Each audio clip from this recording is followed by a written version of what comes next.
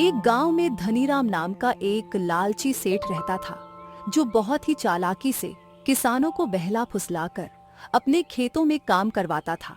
बाद में वह उनके सामने शर्तें रखकर उनका हक छीन लेता था। सुनो मुंशी, ये गरीब किसान भी बड़े अजीब होते हैं।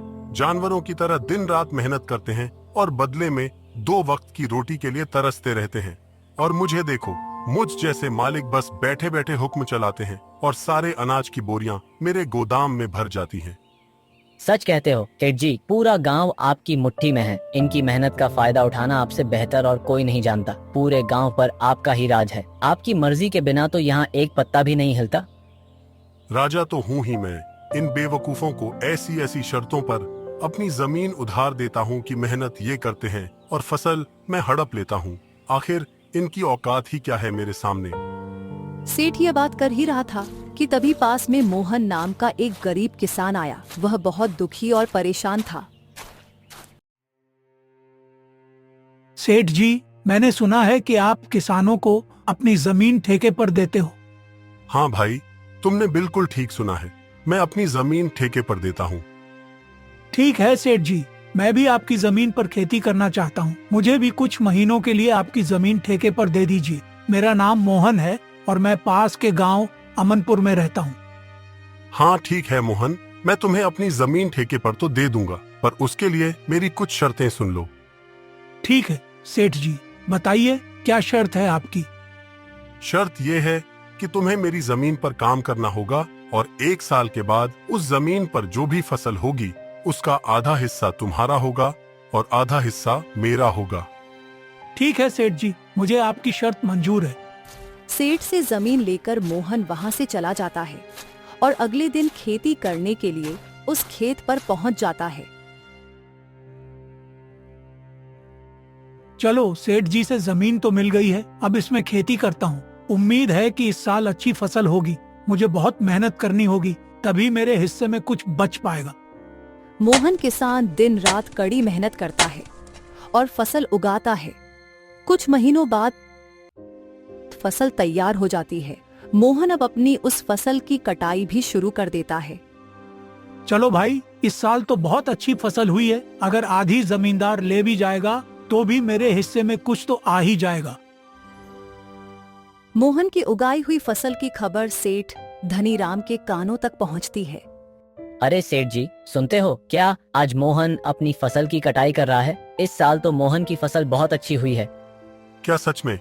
ये तो बहुत अच्छी खबर है कि मोहन आज फसल की कटाई कर रहा है। चलो चलकर देखते हैं।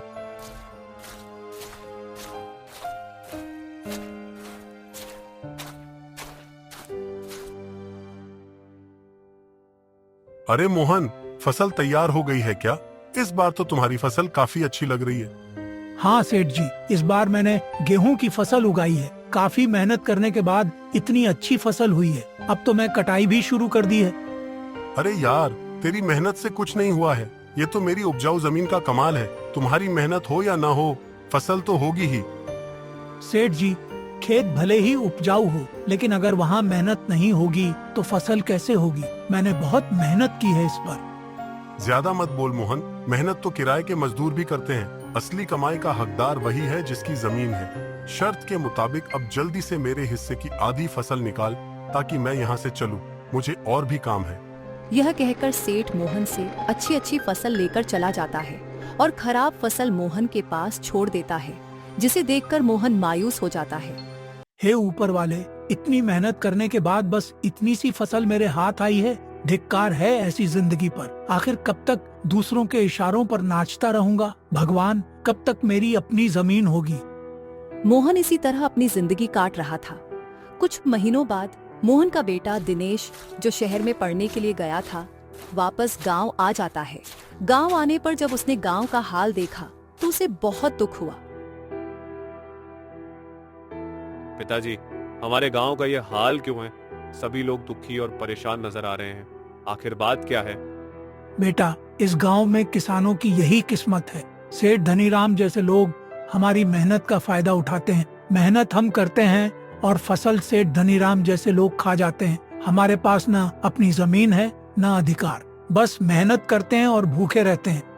किसानों की यह हालत देखकर दिनेश बहुत दुखी हो जाता है और गुस्से में आ जाता है। पिताजी आप चिंता मत कीजिए, अब यह अन्याय और नहीं चलेगा। आज से मैं खेती करूंगा और उस लालची सेठ धनीराम को उसी की शर्तों में उसकी चालाकी का जवाब दूंगा।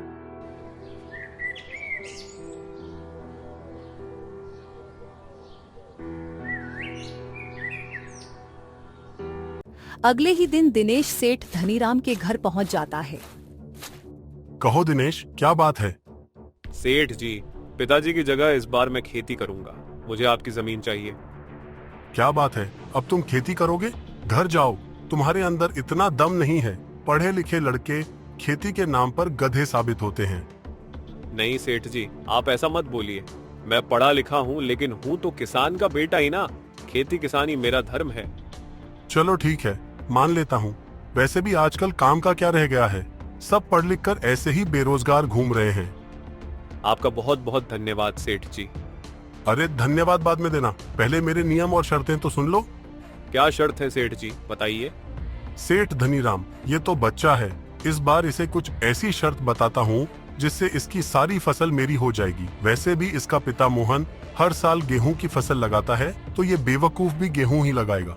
अच्छा दिनेश सुनो, तुम जो भी फसल लगाओगे उसका आधा मैं रखूंगा और आधा तुम रखोगे, लेकिन ऊपर का हिस्सा मैं रखूंगा और नीचे का हिस्सा तुम रखोगे। अगर मेरी ये शर्त मंजूर है तो बोलो। ठीक है सेठ जी, मुझे आपकी शर्त मंजूर है, ऐसा ही होगा।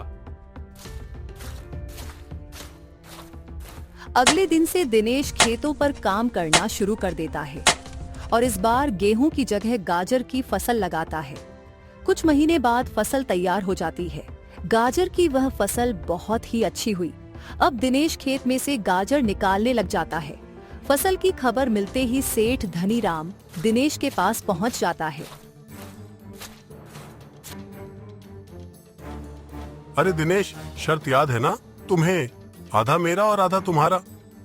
हाँ हाँ सेठ जी, मुझे सब याद है। आधा आपका और आधा मेरा। और आपने कहा था कि नीचे का हिस्सा मेरा होगा और ऊपर का हिस्सा आपका होगा, तो आप ऊपर का हिस्सा ले सकते हैं। अरे सेठ जी, इसने तो चालाकी मार दी। ये गेहूं की फसल नहीं, यह तो गाजर की फसल है। अरे ये क्या, इस बार तुमने गाजर लगाई है? हाँ सेठ जी, पिताजी इतने सालों से गेहूं की ही फसल लगा रहे थे, तो मैंने सोचा इस बार गाजर की फसल लगा लेता हूँ। अरे मैं क्या करूंगा इस घास फूस को लेकर, जबकि सारी गाजर तुम ले रहे हो। ये आपकी ही शर्त है सेठ जी, आपने ही बताया था। और अब आप शर्त मानने को तैयार नहीं है। मैं कुछ नहीं जानता, आप ऊपर का हिस्सा ले जाएं। इस तरह दिनेश ने अपनी चालाकी दिखाते हुए लालची सेठ को अच्छा सबक सिखाया और सभी फसल लेकर घर आ गया, जबकि घास फूस सेठ के हिस्से में छोड़ आया। अरे मालिक, पूरे गांव में आज तक किसी ने आपके सामने आंख उठाने की हिम्मत नहीं की, और यहाँ दिनेश का बच्चा आपको इतनी आसानी से बेवकूफ बना गया। अरे वो बच्चा मुझे क्या बेवकूफ बनाएगा, आने दो उसे। इस बार तो मैं उसे ऐसा सबक सिखाऊंगा कि मुझसे दोबारा उलझने की कोशिश नहीं करेगा।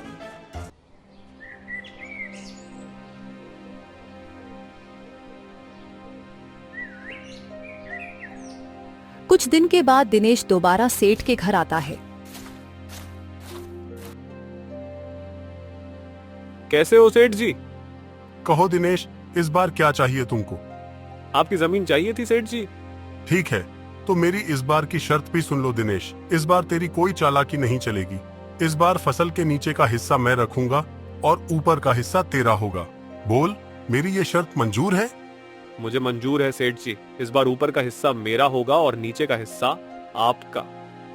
इस तरह दिनेश सेठ से बात करने के बाद घर आ जाता है और इस बार दोबारा खेती करने की तैयारी में जुट जाता है। दिनेश इस बार धान की फसल लगाता है। कुछ दिनों बाद फसल काफी अच्छी उगती है। अरे वाह, इस बार तो धान की फसल खूब लहरा रही है। मजा आ गया। आने दो अब उस लालची सेठ को, फिर मजा चखाता हूँ उसको। कुछ दिन बाद सेठ दिनेश के पास आता है। जैसे ही सेठ धान के खेत पर पहुंचता, उसका दिमाग चकराने लगता है। अरे ये क्या, इसने तो इस बार गेहूं की फसल लगा दी। दिनेश को जितना मैं सोच रहा था उससे कहीं ज्यादा होशियार निकला।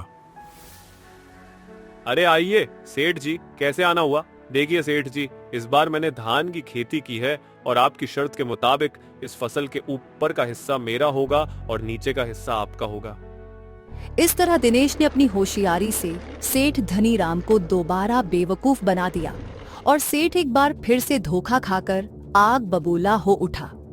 अरे मालिक, उस छोटे से बच्चे का दिमाग तो देखिए, आप जैसे इतने बड़े चालाक आदमी को फिर से बेवकूफ बना दिया। तुम सही कह रहे हो मुंशी, मैं उसे बच्चा ही समझ रहा था और उस बच्चे ने तो मुझे बेवकूफ ही बना दिया। आने दो, इस बार फिर उसे बताता हूँ कि सेठ धनीराम किसे कहते हैं। दिनेश ने धान की कटाई की और सारी फसल अपने घर ले आया। फसल का कुछ हिस्सा उसने गांव के जरूरतमंद लोगों में बांट दिया। दिनेश और उसके पिता मोहन बहुत खुश थे। कुछ दिनों बाद फिर से फसल उगाने का समय आया। चलो आज उस सेठ के साथ दोबारा मुलाकात करता हूँ और इस साल भी उसे जमीन लेकर फसल उगाता हूँ। देखता हूँ इस बार शर्त में वह सेठ कौन सा खुराफाती दिमाग लगाता है। यह सोचकर दिनेश सेठ के पास दोबारा पहुंच जाता है। अच्छा, तो तुम मुझसे मिलने दोबारा आ गए। अब क्या खेल खेलना चाहते हो मेरे साथ? देखो दिनेश, ज्यादा होशियार बनने की कोशिश मत करो। मैं भी सेठ धनीराम हूँ। मुझे होशियारी नहीं आती सेठ जी, मैं तो एक किसान का बेटा हूँ। होशियार तो आप लोग हो जो गांव के गरीब किसान की मजबूरी का फायदा उठा रहे हो। अपनी जुबान पर काबू रखो दिनेश। ये क्या बोल रहे हो? जिस काम के लिए आए हो वो बात करो। यहाँ ज्ञान बांटने की जरूरत नहीं है। सेठ जी चलिए काम की बात करते हैं। मुझे एक और बार आपकी जमीन चाहिए। बताइए इस बार आपकी क्या शर्त है?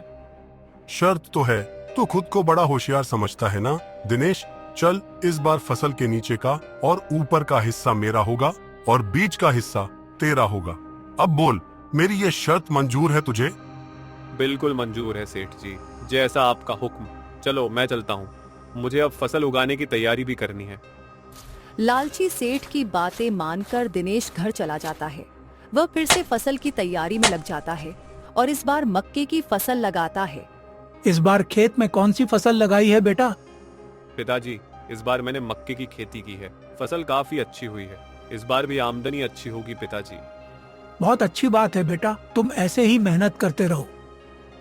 कुछ दिनों बाद लालची सेठ और मुंशी दोनों दोबारा दिनेश के पास आने लगे। अरे सेठ जी, इस बार दिनेश का दिमाग चकरा जाएगा। इस बार आपने बहुत ही बढ़िया शर्त रखी है, ऊपर का भी आपका और नीचे का भी आपका। बिल्कुल सही कहा मुंशी, इस बार मैंने अपने दिमाग का 100% इस्तेमाल किया है। ब्रह्मास्त्र छोड़ा है, ब्रह्मास्त्र। अब देखता हूँ कि इस बार वो दिनेश का बच्चा कैसे बचता है। इस तरह दोनों बातें करते हुए दिनेश के पास पहुंच जाते हैं और जैसे ही वे खेतों पर पहुंचते हैं। अरे सेठ जी, ये दिनेश तो आपसे भी ज्यादा होशियार निकला। देखो जरा, इस बार उसने कौन सी फसल लगाई है। अरे ये क्या, ये तो मक्के की फसल है। अब बताओ भला, ऊपर का और नीचे का हिस्सा मेरा होगा और बीच का हिस्सा उसका होगा। मतलब मेरे हिस्से में इस बार भी घास फूस ही आएगी। मैं इस बार भी बेवकूफ बन गया, मान गया इस दिनेश के बच्चे के दिमाग को। अरे आइए सेठ जी, कैसे हो आप? और आप दोनों में क्या बात चल रही है, जरा मुझे भी बताओ। अच्छा, एक तो चोरी, ऊपर से सीना जोरी। तुमने मुझे इस बार भी बेवकूफ बना दिया। मैं आपको क्या बेवकूफ बनाऊंगा सेठ जी, आप तो दुनिया को बेवकूफ बनाते हो। देखो सेठ जी, इस बार मैंने मक्के की फसल उगाई है और आपकी शर्त के अनुसार इस फसल के ऊपर और नीचे का हिस्सा आप ले जाओ और बीच का हिस्सा मैं लेकर जाऊंगा। अरे ओ दिनेश, सेठ जी को ज्यादा होशियारी दिखाने की कोशिश मत करना। बेईमानी और धोखेबाजी में ये सबके बाप हैं। ये खेत भी हमारा है और फसल भी हमारी है। अरे ओ मुंशी, बस कर, चिल्लाने की जरूरत नहीं है। शायद ये हमारी ही करनी का फल है। मैंने भोले भाले किसानों को बहुत ठगा है। आज पहली बार किसी ने मुझे ठगा है। इस दिनेश ने मेरी आंखें खोल दी हैं। मैं समझ चुका हूँ कि अब मैं किसी किसान को परेशान नहीं करूंगा और उनके हक की फसल उन्हें दूंगा। सेठ जी, आपने बहुत अच्छी बात कही है। एक किसान दिन रात मेहनत करता है अपने लिए और अपने परिवार के लिए, ताकि उसका परिवार का जीवन अच्छी तरह गुजरे। इस तरह दिनेश अपनी चतुराई से उस लालची सेठ को सही रास्ते पर ले आया और सेठ ने सभी किसानों की जमीन और उनके हक का पैसा वापस कर दिया।